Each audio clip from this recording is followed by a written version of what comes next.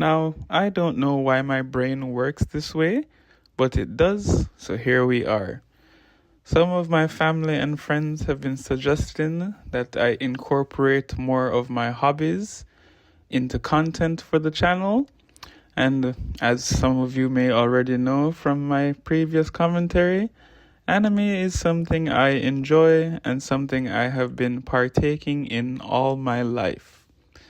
But rather than bring you all of the anime and top sellers and best rated ones that you probably already know, I've decided to go in a different direction. With that being said, I bring to you Monday Mids. And by mids, I mean middling, average, absolutely unremarkable, but not terrible. Essentially, what we're going to do in this series is I'm going to spin a random letter generator. Then I'm going to take that letter to MyAnimeList, of which there are over 1,000 series that I've watched and rated. I'm going to pick an anime that starts with that letter. But the catch is, I am only going to bring you the 5s and 6s on that list. We are going to deliberately be avoiding the 7s, 8s, 9s, and the unicorn 10s. Because I'm sure you guys already know about those animes if you follow anime. And even if you don't follow anime, I'm sure you've seen clips or memes or ads or anything else related to those anime before. So we're going to focus solely on those mindless mids that you can just throw on and either enjoy in the background or just let it run without worrying too much about paying attention. Now, I like to keep things as natural and organic as possible on this channel, so I hardly ever do any editing or retakes or scripts or things of that nature. Most of this content just comes naturally in 1 or 2 takes, and usually that second take becomes necessary only because the train drives by my apartment and makes an unseemly amount of noise that ruins the recording. So, with that being said, I knew we were in problems the moment I saw this first spinner stop on that letter. Because while I don't remember every single anime off the top of my head, I knew that P held nothing good for me.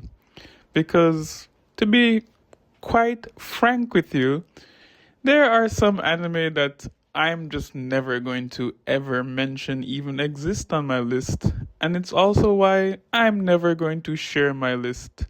My list is generally not for public consumption. It is solely for me to catalog and remember what I have watched.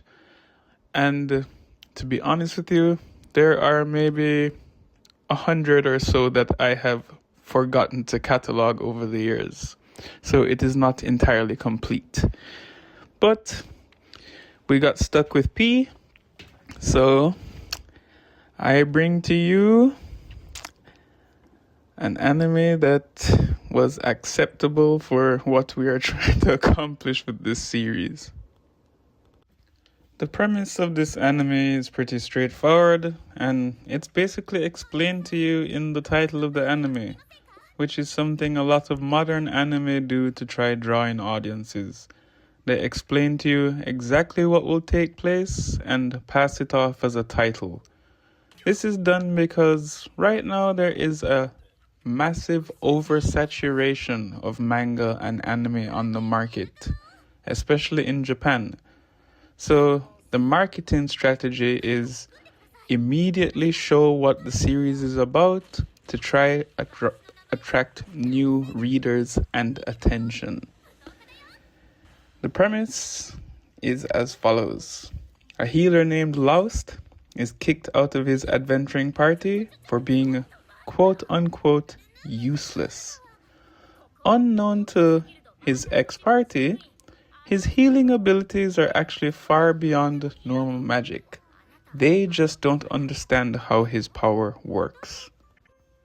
Now, the core idea here is instead of flashy spells that would require a lot of frames and a bigger animation budget, Laost uses efficient, precise, and unconventional healing techniques that make him vastly stronger than typical healers. His strength is underestimated because it doesn't look impressive on the surface. Now, I'm going to keep it a buck with you. The story progression is not exactly expansive in this first season, which might actually end up being the only season produced. But it does well enough for the fact that it's an average anime with an average rating. And basically, after being expelled from the party, Laost continues adventuring on his own. He eventually meets new companions who recognize his true value, and through various quests and battles, his abilities prove to be overpowered in practice, especially in survival and high-risk situations. Meanwhile, his former party begins to realize they made a serious mistake. The themes on display here is that Laost is being underestimated due to misjudgment or ignorance, and he has quiet competence versus a flashy talent that they expect of other people in his position. Eventually, he gets vindication and self-worth after rejection. The tone for this anime is quite light-hearted. It's not deep or dark, but it has themes of being a revenge light. It's a redemption-style fantasy anime, and it's more focused on proving worth and growth than outright revenge. It has a steady, hidden, overpowered protagonist progression. Now, I generally break my anime ratings down into 4 different categories, and then I balance these scores from those 4 categories to arrive at a final score. However, I don't actually use math for this. Sometimes it might be a situation where the scores I give these categories are higher than the final score, because when I'm determining the final score, I sometimes use plus and minus markers based on very specific things that I take into account from my subjective biases. So keep that in mind when I tell you some of these ridiculous ratings, okay? Now, the 3 categories that I generally assess when determining ratings are plot, characters, and animation. I more or less just explained the plot and premise of this series to you, and in general, I think this is a 6. There's nothing spectacular about it. It's pretty straightforward. It doesn't jump the shark or do anything that you didn't expect or you weren't promised, but it's not very expansive. It can feel kind of episodic in the sense that there's no overall goal that we're working towards. This is not a situation where Naruto wants to become the Hokage or Luffy wants to become the Pirate King, so we're working towards that. This is kind of a slow life-esque feel in the sense that we're just plodding along, enjoying the good times. So this is a 6, more or less, pretty average. Now, regarding the characters, I'm going to keep it a buck with you. While there is a somewhat extensive cast of characters, whether that's his supporting party members or the X-Party or just general characters they use to populate the world, the vast majority of these guys are entirely forgettable. I actually had to go back and rewatch some stuff to film this video. I had to do some research on the actual characters, and I am struggling to remember anybody apart from the main character Laost and the co-main character Narcena. They are literally the only 2 characters worth remembering. And to be honest, it's a pretty straightforward relationship between them.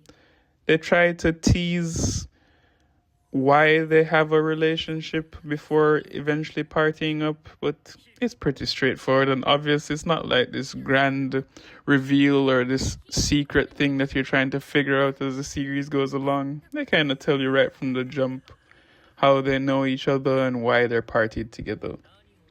I mean, they do a good enough job to maintain your interest throughout the series when they interact with each other.